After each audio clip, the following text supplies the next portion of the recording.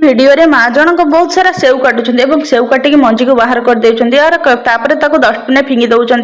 यार कारण होउछे तांको झियो प्रति अत्याचार करथिबा लोक माने झियो को फिंगी देई चली जाइथिले एवं तांको सेउर मंजी ही दरकार थिला काहेकि ना सेउ मंजी को से विष बनेबा को चाहुथिले। तांको झियो प्रति अत्याचार करथिबा दोषी माने जज को पैसा देई किनि देइथिले एवं तांकर जज उपर भरोसा उठी जाइथिले एवं से सेउ मंजी को ग्राइंडिंग करथिले एवं सेउ मंजी रे सियानाइड थिबार ता विषाक्त होई जाय। तापर से माँ जनक जाई पहुंचीथिले प्रथम दोषीर घरे एवं तार पानी बोतल रे गोटे चामच मिसाई देइथिले सेउ मंजी। तापर सकाळु सेई दोषी जनक पानी पीवा परे तार पाटिरु फेण बाहरी बांती करी पड़िथिला। तार सांग ताको हॉस्पिटल को नेइथिला। हॉस्पिटल रे पुलिस आसीथिला एवं डॉक्टर ताको परीक्षा करी कहिथिले से आउ केबे मध्ये सेजरो उठिबो नाही।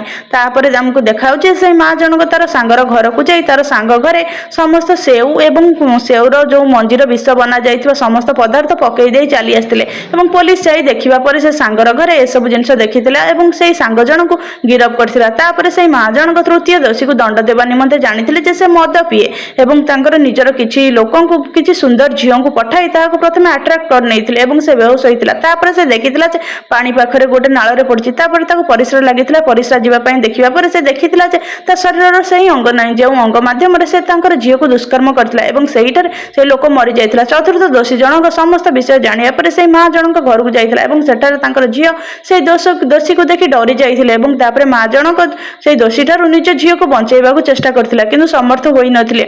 से दोषी जनक भाबिथिला माँ मरि जाइछि एवं झियो पछे दौड़िथिला किंतु माँ मरि नथिले।